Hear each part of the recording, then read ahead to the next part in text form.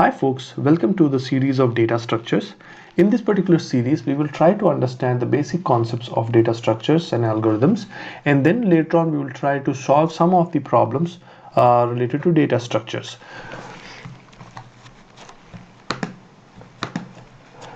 So what are data structures? Data structure is organization, management and storage format of the data that enables efficient access and modification. What it is trying to say is data structure is organization of data, management of data and storage format, deciding the storage format of data, combining all these three things which enables us to efficiently access and modify the data accordingly.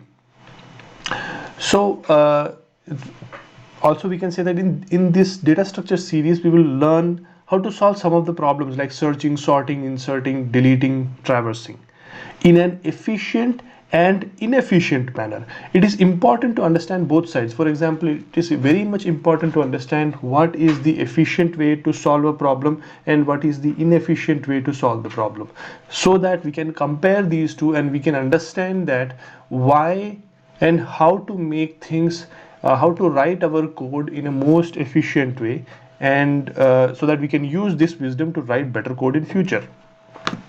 How to decide what is the best case and what is the worst case to solve a problem. So there are two important parameters which basically helps us to define worst case and best case. One is the time complexity, another one is the space complexity. Time complexity means how much time it is taking to perform that function or perform that or execute that particular code. How much quickly or how much fast your code is, and how much efficient it is, and how much quickly it is giving the result back to you. When we talk about space complexity, how much memory it is taking, how much CPU utilization it is doing, those are the important parameters. So based on these things, we can define, or we can understand that a piece of code is either a best case code or a worst case code. Maybe you have written one code to perform an action, and in one case it is actually taking a lot of time to do a simple operation, but at the same time you have written another code in an efficient manner which gives you the same output in a most efficient and quick manner.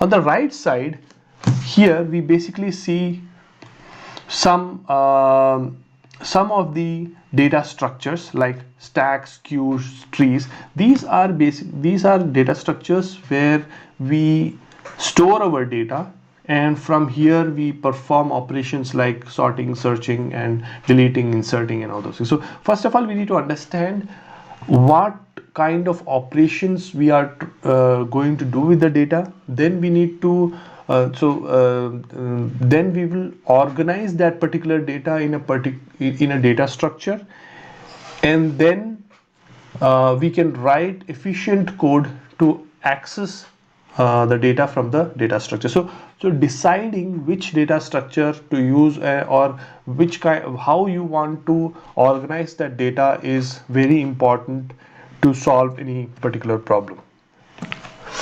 There are few terminologies which we need to understand.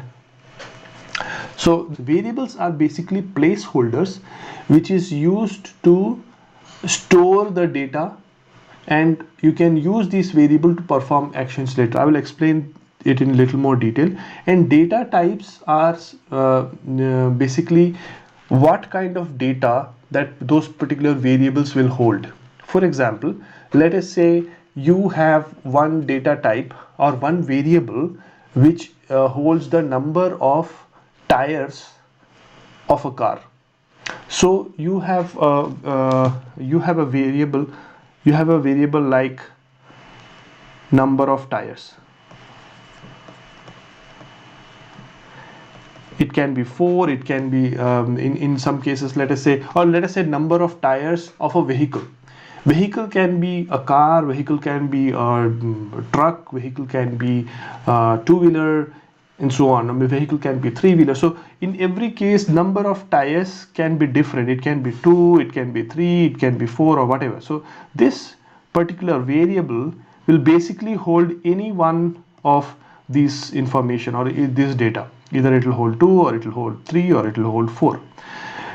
And data type is something which tells that it is this variable will, for example, if I say int number of tires, then this particular line says that variable number of tires will hold integer values or numbers. If I say string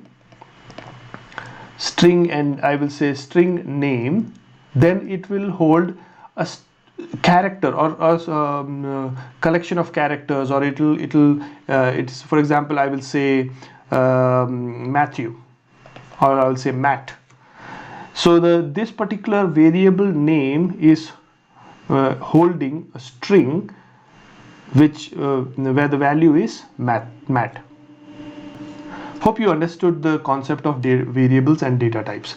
Next important thing to understand is types of data structures. Based on, we have two types of data structure. One is linear data type and one is non-linear data type. In linear data type, the data is accessed in a linear manner. For example, stacks, queues, linked list, and so on. In a non-linear data type, data is accessed in a non-linear manner. For example, tree, graph, and so on.